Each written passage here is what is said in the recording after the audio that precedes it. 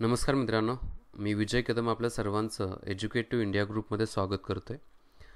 आजपासून दररोज आपण 25 MCQs ज्या डेली करंट अफेअर्सचे जे आहेत ही लेक्चर सिरीज चालू करत आहोत.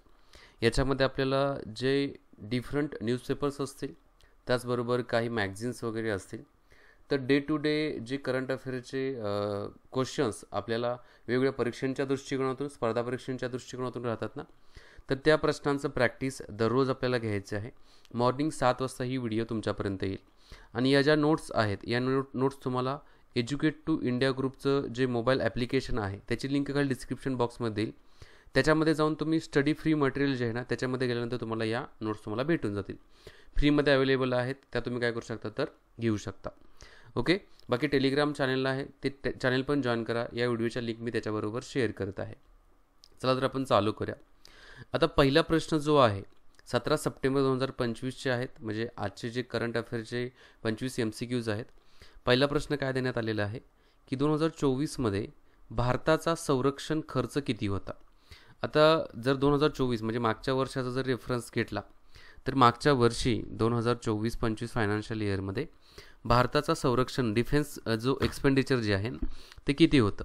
आता पर्याय कुठले कुठले आहेत. पहिला जो देण्यात आलेला आहे तो 86 अब्ज डॉलर असेल, दुसरा 120 अब्ज डॉलर असेल, तिसरा पर्याय जो आहे तो 200 अब्ज डॉलर असेल आणि चौथा जो आहे तो 314 अब्ज. अब्ज म्हणजेच आपण त्याला बिलियन म्हणतो बघा. Okay, billion.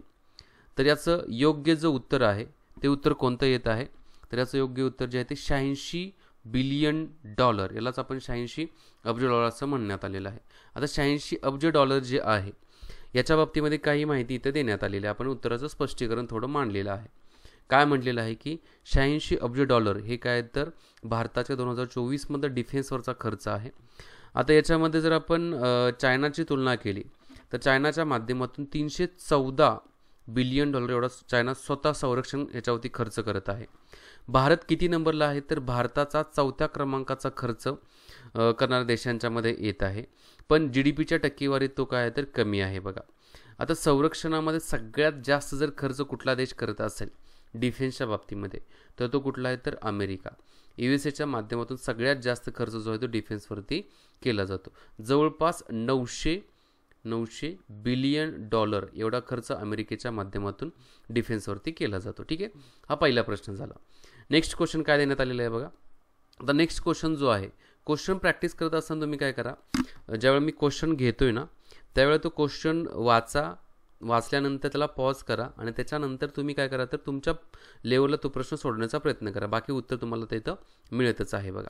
सेकंड क्वेश्चन काय देण्यात आलेला आहे या ठिकाणी मांडलेलं आहे की 2016 ते 2020 या कालावधीत भारत जागतिक शस्त्र आयातीमध्ये किती टक्के वाटा धरतो बघा. म्हणजेच जर मागचे 4 वर्ष 2016 ते 20 मागचे इन द सेन्स की मागच्या 10 वर्षाच्या कार्यकाळामध्ये एक रेफरन्स घेतला तर फर्स्ट जो सेशन जो आहे 16 ते 20मध्ये तर शस्त्र आयातीमध्ये भारताचा वाटा किती टक्के होता. तर पहिला पर्याय जो देण्यात आलेला आहे तो किती 7% आहे. दुसरा पर्याय जो आहे तो 9.5%, तिसरा पर्याय जो आहे तो 11% आणि चौथा पर्याय जो आहे तो 15%. आता याचा रेफरन्स तुम्ही जर थोडा घेतला तर तुमच्या लक्षात येईल की डिफेन्सवरती खर्च जो आहे कधीपासून सगळ्यात जास्त होत आहे, जेव्हा नरेंद्र मोदी भारताचे पंतप्रधान झाले तेव्हापासून. जर आत्ता बघितलं तर डिफेन्सवरचा खर्च वाढलेला आहे, म्हणजे शस्त्र आयातीच्या बाबतीमध्ये पण तो डिफेन्स खर्चाचाच भाग आहे बघा. तर आज जर बघितलं 2016 ते 2020च्या कार्यकाळामध्ये तर 9.5% काय तर शस्त्र आयातीमधला भारताचा काय होतं तर वाटा धरला जात होता. म्हणजे योग्य उत्तर जर या ठिकाणी तुम्ही बघितलं तर किती आहे तर 9.5%. आता त्याचं स्पष्टीकरण पण या ठिकाणी देण्यात आले. स्पष्टीकरणामध्ये काय म्हटलेलं आहे बघा की SIPRIच्या आकडेवारीनुसार भारत जगातील सर्वात मोठ्या शस्त्र आयातीदारांच्या मध्ये काय केला जातो तर काउंट केला जातो. पहिला मुद्दा. दुसरा 2016 ते 2020च्या दरम्यान भारताचा जो वाटा होता तो किती टक्के होता तर 9.5% हा वाटा होता बघा. याचा अर्थ भारत अजूनही परदेशी शस्त्रांच्यावरती किंवा तंत्रज्ञानांच्यावरती अवलंबून आहे का आहे. मग त्यातल्या त्यात कोणत्या देशांच्यावरती जास्त अवलंबून आहे. एक रशिया आहे, दुसरा फ्रान्स आहे इस्रायल आहे. यांच्याकडून मोठ्या प्रमाणामध्ये भारताच्या माध्यमातून काय केले जाते तर शस्त्र आयात केली जात आहेत बघा. ओके, आता या आयातीवरती जे आपलं अवलंबत्व जे आहे ते कमी करण्याच्या दृष्टिकोनातूनच काय करण्यात आलं होतं तर Atmanirbhar Bharat not only particular defence but other सेक्टरच्या दृष्टिकोनातून चालू करण्यात आलं होतं. आणि यालाच संरक्षण क्षेत्रामध्ये पण काय करण्यात आलं तर थोडं प्राधान्य देण्यात आलेलं आहे. म्हणजेच थोडक्यात याचा मुख्य उद्देश काय आहे आत्मनिर्भर भारतचा, की बऱ्याच गोष्टी ज्या आपण परकीय देशातून जे आयात करत आहे ना त्याच्यापेक्षा स्वतः आपण काय करूया तर आपल्या देशामध्ये तयार करूया बघा. ओके, सेकंड क्वेश्चन झाला. थर्ड क्वेश्चन काय देण्यात आलेलं आहे बघा. तिसरा प्रश्न, 2023मध्ये भारताचा मानव विकास निर्देशांकाला ह्युमन डेव्हलपमेंट इंडेक्स इंग्लिशमध्ये म्हटलं जातं तर किती होता, म्हणजेच भारताचा क्रमांक किती नंबरचा होता. पर्यायामध्ये 110, 120, 130, 144. आता फॅक्च्युअल क्वेश्चन आहे. फॅक्च्युअल क्वेश्चन असेल तर तुम्हाला याच्यामध्ये बी पर्टिक्युलर इन्फॉर्मेशन असणं गरजेचंच आहे बघा. तर याचं योग्य जर उत्तर तुम्ही बघितलं तर 130 नंबरचा भारत देश आहे, की ज्याचा मानव विकास निर्देशांक किती होता तर 130 नंबरच्या देशांच्यामध्ये काउंट केला जातो. आता इथं थोडी त्याची माहिती देण्यात आलेली आहे. जो मानव विकास निर्देशांक जो आहे तो ह्युमन डेव्हलपमेंट इंडेक्स 193 देशांच्यामध्ये काढला जातो. भारत 130 नंबरला होता 2023ला. तुम्हाला प्रश्न आहे की 2024ला भारत किती नंबरला आहे हे तुम्ही खाली कमेंट बॉक्समध्ये सांगा. अजून जर आपण त्याला बघितलं तर मध्यम श्रेणीमध्ये आहे. आता इनइक्वलिटी ॲडजस्टेड HDI जर बघितला तर 0.475 एवढा काय आहे तर भारताचा आहे. सामाजिक असमानता ही काय तर भारतामध्ये सगळ्यात मोठी काय तर समस्या इथं मांडण्यात आलेला आहे. शिक्षण, आरोग्य आणि जीवनमान यात पण काय दिसत आहे तर तफावत पाहायला भेटते. आर्थिक वाढ असूनही मानवी विकासामध्ये भारत काय तर मागे आहे बघा. म्हणजेच थोडक्यात या ठिकाणी काही डिस्क्रिप्शन्स पण आपल्याला डिस्क्रिप्टिव्ह पद्धतीनं मांडलेलं आहे. ओके, त्याच्यानंतरचा नेक्स्ट क्वेश्चन काय देण्यात आलेला आहे की नेक्स्ट क्वेश्चन आहे की 2024मध्ये भारताचा प्रति व्यक्ती GDP किती होता. प्रति व्यक्ती GDPलाच पर कॅपिटा इन्कम पण म्हटलं जातं. तर या ठिकाणी पर्याय देण्यात आलेला आहे. $1,500 असतील, $2,711, $5,000, $6,200. म्हणजे 2024मध्ये भारताचा पर कॅपिटा इन्कम दरडोई उत्पन्न आपण म्हणतो ना तसंच पर कॅपिटा इन्कम जो आहे तो किती आहे. तर याचं योग्य उत्तर जे आहे ना हे $2,711 जे आहे हे भारताच्या प्रति व्यक्तीचं काय तर GDP याचंच थोडक्यात आपल्या भाषेमध्ये मिळेल दरडोई उत्पन्न आहे. ओके, आता थोडं याचं स्पष्टीकरण काय देण्यात आलेलं आहे. स्पष्टीकरणामध्ये काय काय मुद्दे मांडलेले आहे. एक, भारताच्या बाबतीमध्ये भारताचा प्रति व्यक्ती GDP 2,711 आहे डॉलरचा. त्यामुळे भारत लोअर मिडल इन्कम कंट्रीमध्ये काय केला जातो तर मोडतो. भारत 4थ्या क्रमांकाची अर्थव्यवस्था असूनही प्रति व्यक्ती उत्पन्न काय तर खूपच कमी आहे या ठिकाणी मेन्शन केलेलं आहे. आर्थिक वाढीचे फायदे सर्वसामान्यांच्यापर्यंत पोहोचत आहेत का आणि नाहीत. आणि त्यामुळेच एक उत्पन्नामधली मोठी विषमता जी आहे ना हे याच्या पाठीमागचं सगळ्यात मोठं कारण आहे. आणि त्यामुळे सामाजिक आणि आर्थिक धोरणाची गरज भारतामध्ये काय होत आहे तर भासत आहे. ओके, म्हणजे या प्रश्नाचं उत्तर काय आहे तर $2,711 आहे. त्याच्यानंतरचा नेक्स्ट क्वेश्चन काय देण्यात आलेला आहे बघा. ग्लोबल इनोव्हेशन इंडेक्स 2024मध्ये भारताचा क्रमांक किती होता. 2024चे जे ग्लोबल इनोव्हेशन इंडेक्स आहे याच्यामध्ये पर्याय देण्यात आलेले A 11, B 20, C 39 आणि D 59. आता याचं जर योग्य उत्तर तुम्ही बघितलं व्हिडिओ मी पुन्हा म्हणतो आहे की ज्यावेळेला मी तुमच्याबरोबर क्वेश्चन डिस्कस करतो त्यावेळी व्हिडिओ पॉज करा आणि तुम्ही उत्तर देण्याचा प्रयत्न करा आणि त्याच्यानंतर मग खाली जे काही मी उत्तर दिलं ते बघा. तर ग्लोबल इनोव्हेशन इंडेक्समध्ये भारताचा 2024मधला जो क्रमांक होता तो 39 नंबरचा होता बघा, 39. आता याचं स्पष्टीकरण बघितलं तर 39 नंबरला भारत होता ग्लोबल इनोव्हेशन इंडेक्समध्ये. चीन 11 नंबरला, अमेरिका 3ऱ्या नंबरला होता. आता जे आपण एंटरप्रेनर्स म्हणतो ना तर एंटरप्रेनर्स इंडियामध्ये खूप जास्त आहेत. म्हणजेच नवीन स्टार्टअप्स बाहेर येत आहेत बट ते सस्टेन होत नाही आहे आणि त्यामुळेच काय होतं तर ग्लोबल इनोव्हेशन इंडेक्समध्ये पण भारत थोडं बॅकफुटवरती येत आहे.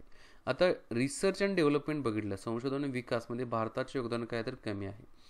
GDPमध्ये भारताचा मधील जो R&Dवरचा खर्च जो आहे ना 0.7% एवढाच आहे बघा. आणि त्यामुळेच विज्ञान तंत्रज्ञान क्षेत्राला अधिक गुंतवणूक काय आहे तर हवी आहे असं म्हणण्यात आलेलं आहे. ओके, त्याच्यानंतरचा नेक्स्ट क्वेश्चन काय आहे बघू.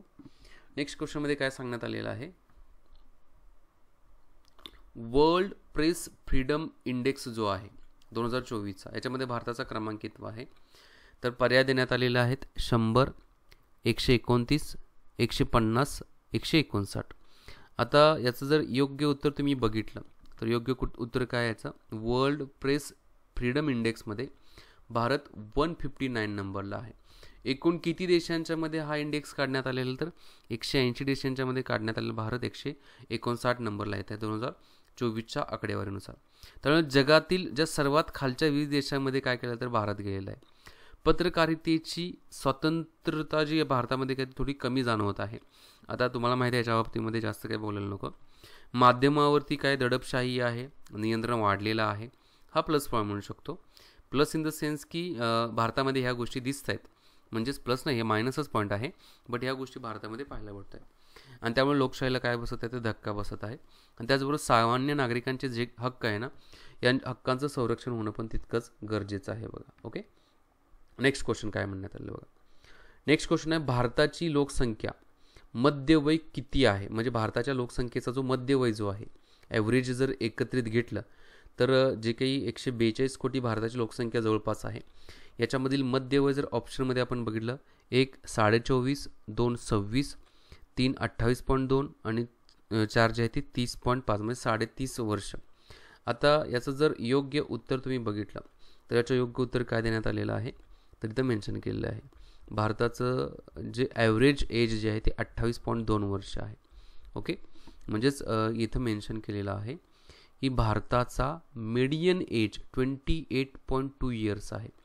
म्हणजे सगळ्या लोकांना जर एकत्रित घेतलं तर 28 वर्ष 2 महिने मी म्हणेल एवढा दिसत आहे. जगामध्ये सर्वात तरुण देश कुठला आहे तर भारत आहे बघा. मोठे कार्यबल भारतामध्ये डेमोग्राफिक डिव्हिडंड बघितला, म्हणजेच कार्य करणाऱ्या लोकांची क्षमता जी आहे ना, ती भारतामध्ये काय आहे तर जास्त आहे. हां, रोजगार निर्मिती कमी आहे, बट भारतामध्ये काम करणाऱ्यांची क्षमता म्हणजे काम करणाऱ्यांची लोकसंख्या खूप जास्त आहे. नेक्स्ट क्वेश्चन काय आहे बघा. नेक्स्ट क्वेश्चन आहे क्वाड समूहाची स्थापना कधी करण्यात आली? आता क्वाडमध्ये 4 देश येत आहे, तर या क्वाड समूहाची स्थापना जी आहे कधी करण्यात आलेली होती? 1 2004, 2005, 2007, 2010.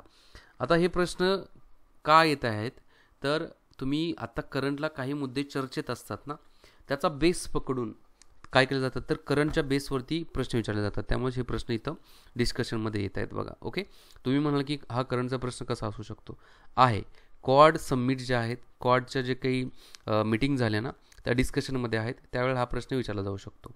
तर 2007मध्ये क्वाड समूहाची काय करण्यात आली होती, ते स्थापना करण्यात आलेली होती. आता क्वाड समूहाच्या बाबतीमध्ये काय इन्फॉर्मेशन, 2007ला भारत, अमेरिका, जपान आणि ऑस्ट्रेलिया ही काय तर क्वाडचे सदस्य आहेत. कशा संदर्भात आहे, इंडो पॅसिफिक प्रदेशामध्ये सुरक्षा, व्यापार आणि स्थिरतेसाठी काय केलं जातं, ह्या समूहाची स्थापना करण्यात आलेली आहे. 2017पासून काय आहे तर तो पुन्हा सक्रिय झालेला आहे. आणि चीनचा जो वाढता प्रभाव जो आहे ना, हा प्रभावाला विरोध करण्याच्या दृष्टिकोनातूनच क्वाडची स्थापना करण्यात आलेली आहे. सध्याचं तंत्रज्ञान, सायबर सुरक्षा आणि पायाभूत सुविधा यांच्यावरती काय केलं तर क्वाडनं भर देण्यात आलेला आहे, त्यांनी लक्ष ठेवलेलं आहे. लक्षात घ्या, क्वाडचे एकूण 4 सदस्य आहेत, भारत, अमेरिका, जपान आणि ऑस्ट्रेलिया आहेत. नेक्स्ट 9 नंबरचा क्वेश्चन काय देण्यात आलेला आहे बघा. शांघाय कॉपरेशन ऑर्गनायझेशन, त्यालाच आपण काय म्हणतो तर SCO मध्ये भारत कधी सदस्य झाला? 2015, 2016, 2017, 2018. तर याचं योग्य उत्तर जे आहे की 2017मध्ये भारत काय झालेला आहे तर शांघाय कॉपरेशन ऑर्गनायझेशनचा परमनंट सदस्याच्या कॅटेगरीमध्ये काउंट केलेला आहे. आता शांघाय कॉपरेशन ऑर्गनायझेशन याच्यामध्ये कुठले कुठले देशांचा समावेश आहे? याच्यामध्ये चीन आहे, रशिया आहे, पाकिस्तान आहे, त्याचबरोबर कझाकिस्तान, उझबेकिस्तान, ताजिकिस्तान, किर्गिस्तान या देशांचा काय होतं तर समावेश होत आहे बघा. कुठले? चीन, Russia, Pakistan, Kazakhstan, Uzbekistan, Tajikistan, Kyrgyzstan.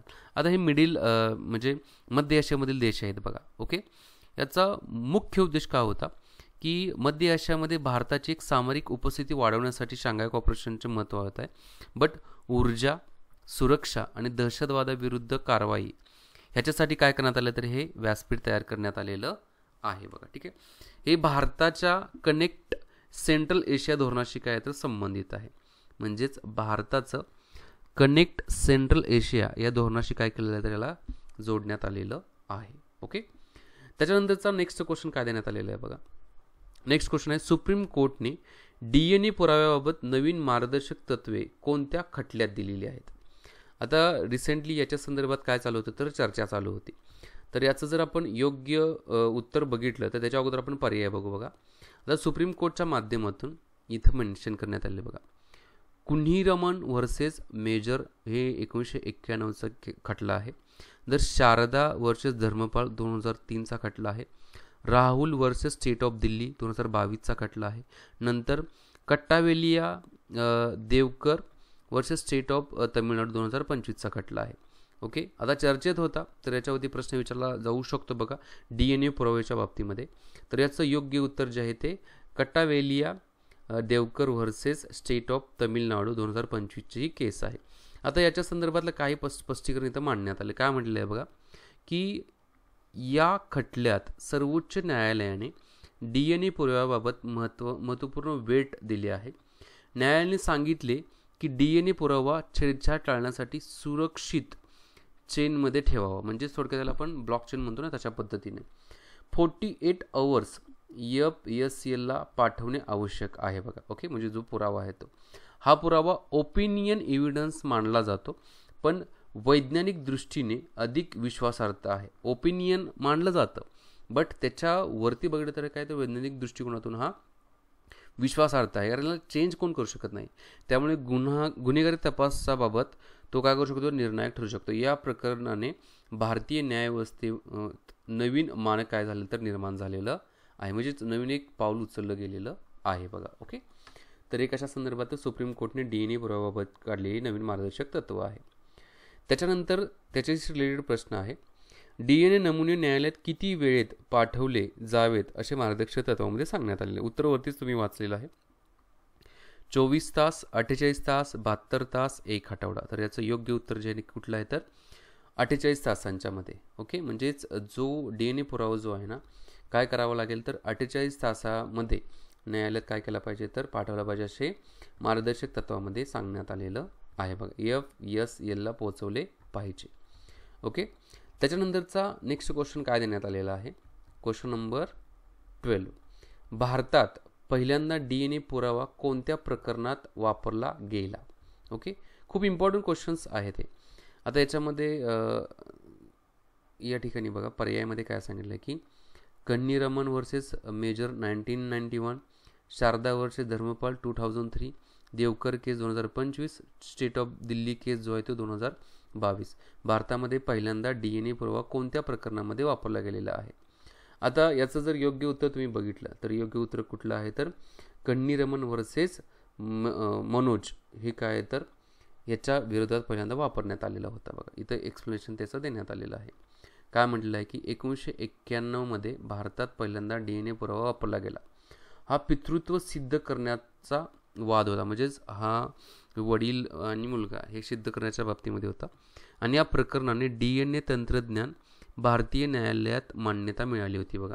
त्यानंतर तो गुन्हेगारी प्रकरणामध्येही वापरला गेलेला होता बघा. तो खून, बलात्कार, ओळख, नातेसंबंध प्रकरणातही महत्त्वाचा ठरतो. हा न्यायालयीन पुरावा एक क्रांतिकारक काय निर्णय किंवा क्रांतिकारक बदल अशा पद्धतीने याच्याकडे बघितलं जातं. ओके, नेक्स्ट क्वेश्चन, सुप्रीम कोर्टमधील प्रलंबित प्रकरणे 2025मध्ये किती होती. मग म्हणजे किती आहेत. आता जर आपण रेफरन्स घेतला तर किती आहेत. आता इथं पर्याय देण्यात 65,000 केसेस, 75,000 केसेस, 88,417 केसेस का 1,00,000पेक्षा जास्त. तर याचं योग्य उत्तर जे आहे ते 88,417 एवढ्या केसेस काय आहे तर आजच्या घडीला तुम्ही बघितले तर काय आहे तर सुप्रीम कोर्टमध्ये प्रलंबित आहेत. काल याच्या संदर्भातच आर्टिकल आलेलं होतं बघा. ओके, आता न्यायालयाच्या बाबतीमध्ये जर आपण सुप्रीम कोर्टच्या बाबतीमध्ये किती आहे तिथं मेन्शन केलेलं आहे तर 88,417 आहेत. याशिवाय हायकोर्टमध्ये बघितलं तर 63 लाख खटले आणि त्याच्या खालचा जर कोर्ट म्हणजेच डिस्ट्रिक्ट कोर्ट वगैरे 4,70,00,000 एवढी प्रकरणं काय तर पेंडिंग आहेत. याच्यामध्ये न्यायव्यवस्थेमध्ये कमतरता आणि रिक्त पदे पण ही मोठ्या प्रमाणामध्ये दिसत आहेत बघा. आता लॉ कमिशनने 50 न्यायाधीश प्रति दशलक्ष लोकसंख्ये म्हणजे प्रत्येक 10 लाख लोकांच्या पाठीमागे 50 न्यायाधीश असावे अशी मागणी करण्यात आली. आता किती आहेत तर 21 आहेत बघा, म्हणजे 50% पण नाहीत. ओके. त्याच्यानंतरचा नेक्स्ट क्वेश्चन काय देण्यात आलेला आहे बघा. भारतात प्रति दशलक्ष लोकसंख्येवर किती न्यायाधीश आहेत? सॉरी, मी मग उत्तरच दिलं मगाच्या ह्याच्यामध्ये. तर 15, 21, त्याच्यानंतर नेक्स्ट 50, 150. तर याचं उत्तर इथं देण्यात आलेलं आहे की भारतात 15 न्यायाधीश प्रति दशलक्ष लोकसंख्येवर आहेत, तर अमेरिकेमध्ये हे प्रमाण 150 आहे. मी मगाशी 21 म्हणलो, चुकीचं, सॉरी. 15 आहेत बघा. 15 न्यायाधीश प्रति दशलक्ष लोकसंख्येवरती आहेत. ओके. प्रत्येक 10 लाख लोकांच्या पाठीमागे 15 न्यायाधीश आहेत. अमेरिकेमध्ये किती आहेत? अमेरिकेमध्ये 150 आहेत. लॉ कमिशन किती म्हणत आहेत की 50 तरी मिनिमम असणं काय तर गरजेचं आहे. न्यायालयीन रिक्त जागा 30% वाढल्या आहेत बघा. त्यामुळे न्याय मिळण्यात काय होतं तर उशीर होत आहे. याचा थेट परिणाम ईज ऑफ डुईंग बिझनेस आणि गुंतवणुकीवर होतोय. कसा होतोय की न्याय मिळाला नाही आहे, बऱ्याच गोष्टी याच्यामध्ये अडकून पडलेल्या असतील आणि त्याचा डायरेक्टली इम्पॅक्ट जो आहे तो देशाच्या विकासावरती होऊ शकतो बघा. ओके. त्याच्यानंतरचा नेक्स्ट क्वेश्चन जो आहे तो कुठला देण्यात आलेला आहे बघा. आता इथे जे 15 न्यायाधीश जे आहेत त्याचा रेफरन्स जो आहे ना, हा इकॉनॉमिक्स टाइम्स, त्याचबरोबर फायनान्शियल एक्सप्रेस असेल, त्याच्यानंतर द इंडियन एक्सप्रेसचा आहे. आता 2011च्या जनगणनेच्या आधारावरती बघितलं तर किती होते तर 21 न्यायाधीश पर मिलियन होते बघा. ओके. नेक्स्ट क्वेश्चन काय बघा. प्रोजेक्ट चिता हा कधी सुरू करण्यात आला होता? 2020, 21, 22, 23. खूप फॅक्च्युअल आहे, खूप म्हणजे खूप फॅक्च्युअल. याचं योग्य उत्तर कुठलं आहे तर सी. 2022मध्ये प्रोजेक्ट चिता काय करण्यात आलं होतं तर सुरू करण्यात आलेलं होतं. त्याच्या संदर्भातच माहिती या ठिकाणी देण्यात आलेली. काय माहिती देण्यात आलेली आहे की प्रोजेक्ट चिता भारतात 2022मध्ये सुरू झाला. यात नामिबिया आणि दक्षिण आफ्रिकेतून 20 चिते आणले गेले होते बघा. लक्षात घ्या, कुठून? नामिबिया आणि दक्षिण आफ्रिका. हे दोन्हीही देश जे आहेत, हे देश आहेत बघा, हे कुठं आहेत तर आफ्रिका खंडामध्ये येत आहेत, आफ्रिका कॉन्टिनेंटमध्ये येत आहेत बघा. इथून किती आणले होते? 20 चिते आणले होते. कुन्नो राष्ट्रीय उद्यान जे आहे कुठं आहे तर हे मध्य प्रदेशच्या इथं, तर या ठिकाणी ठेवण्यात आलेले होते. ओके. इथं मुख्य स्थळ होतं. हा जगातील पहिला इंटरकॉन्टिनेंटल कार्निओर रिलोकेशन प्रकल्प आहे. उद्दिष्ट परिसंस्थेतील संतुलन आणि पर्यावरणीय पर्यटनाला चालना देण्याच्या दृष्टिकोनातून करण्यात आलं होतं. अजूनही मृत्यूदर आणि अधिवास ही समस्या काय दिसत आहे तर यांच्या बाबतीमध्ये पाहायला भेटत आहे. ठीक आहे. त्याच्यानंतरचा नेक्स्ट क्वेश्चन जो आहे तो क्वेश्चन नंबर 16. प्रोजेक्ट चिता हा कोणत्या प्रकल्पाच्या अंतर्गत राबवला जातो बघा. ओके. इम्पॉर्टंट आहे. पर्यायामध्ये project elephant, project tiger, wild life protection act and biosphere reserve plan. आता हे जे आहेत ना, हा थोडा म्हणजे काय म्हणू शकतो की टफ क्वेश्चन म्हणू शकतो, की तुम्ही याला थोडं विचार करू शकता की तुम्हाला प्रश्न म्हणजे प्रोजेक्ट टायगरमध्ये येत आहे का वाईल्ड लाईफ प्रोटेक्शन ॲक्टमध्ये येत आहे. तर याचं योग्य उत्तर जे आहे ते कशा संदर्भात येत आहे तर ते प्रोजेक्ट टायगरच्या अंतर्गत आहे. ओके. बऱ्याच लोकांना वाटलं असेल की प्रोजेक्ट याच्या संदर्भात वाईल्ड लाईफ प्रोटेक्शन ॲक्टच्या बाबतीमध्ये, तर नाही आहे, प्रोजेक्ट टायगरच्या अंतर्गत आहे. आता प्रोजेक्ट चिता हा इथं मेन्शन केले स्पष्टीकरणामध्ये, प्रोजेक्ट चिता हा प्रोजेक्ट टायगरच्या अंतर्गत राबवला जातो. त्यामुळे वन्यजीव संवर्धनाचा भाग याला मानला जात आहे. टायगर लँडस्केप व्यवस्थेसोबत चिताला जोडले गेलेलं आहे. चिता जो पुनर्वसनामुळे गवताळ परिसंस्थेचा काय होणार तर त्याचा परिसंस्थेला त्याचा फायदा होणार आहे. तसेच स्थानिक अर्थव्यवस्था पर्यटनाला वाढले तर याचा पण याचा फायदा होऊ शकतो. वन्यजीव व्यवस्थापनातील काय तर एक ऐतिहासिक प्रयोग करण्यात आलेला आहे. कसला आहे तर हा ऐतिहासिक प्रयोग केलेला आहे. ओके. त्याच्यानंतरचा नेक्स्ट क्वेश्चन काय देण्यात आलेला आहे बघूया. नेक्स्ट क्वेश्चन आहे की गांधी सागर वन्यजीव अभयारण्य कोणत्या राज्यात आहे? एक राजस्थान पर्याय, दुसरा गुजरात, तिसरा मध्य प्रदेश आणि चौथा महाराष्ट्र.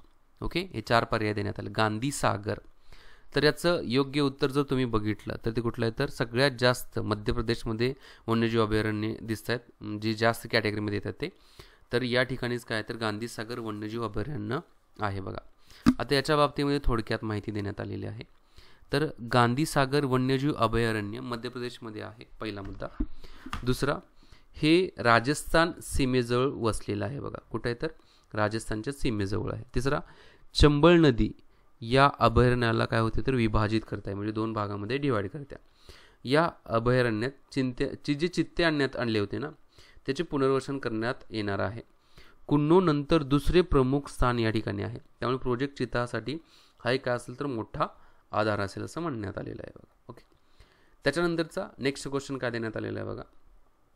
क्वेश्चन नंबर 18, गांधी सागरमधून कोणती नदी वाहते? आता आपण जस्टच बघितलं पर्यायामध्ये कुठले कुठले आहेत, नर्मदा, यमुना, चंबळ, सोना. तर चंबळ नदी काय होते तर गांधी सागरमधून वाहत असते बघा, म्हणजे वाहते. ओके, चंबळ नदी आहे बघा. ओके, त्याच्यानंतरचा नेक्स्ट क्वेश्चन जो आहे तो कोणता आहे तर भारतात अफूची लागवड कोणत्या कायद्याखाली परवानगीने केली जाते?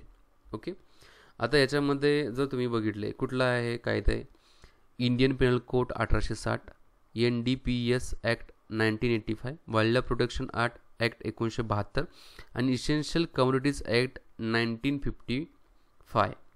आता अफू म्हणजेच जो आपला गांजा अफू जो आहे याच्यामध्ये थोडे नार्कोटिक्स डिपार्टमेंट संदर्भात ड्रग्समध्येच काउंट केलं जात आहे. तर याला थोडं तुम्ही विचारात घेतलं तर कोणत्या कायद्याच्या अंतर्गत याला काय करण्यात आलेलं, लागवडीची परवानगी देण्यात आलेली आहे? तर NDPS ॲक्ट जो आहे म्हणजेच जो ड्रग प्रोटेक्शन ॲक्ट जो आहे याच्या संदर्भात देण्यात आलं. सेंट्रल ब्युरो ऑफ नार्कोटिक्सच्या माध्यमातून ही परवानगी दिलेली आहे. आणि NDPS ॲक्ट 1985 म्हणजेच ऑप्शन कुठला बरोबर आहे तर ऑप्शन बी याचं योग्य उत्तर आहे बघा. ठीक आहे. त्याच्यानंतरचा नेक्स्ट क्वेश्चन काय देण्यात आलेला आहे, भारतातील सरकारी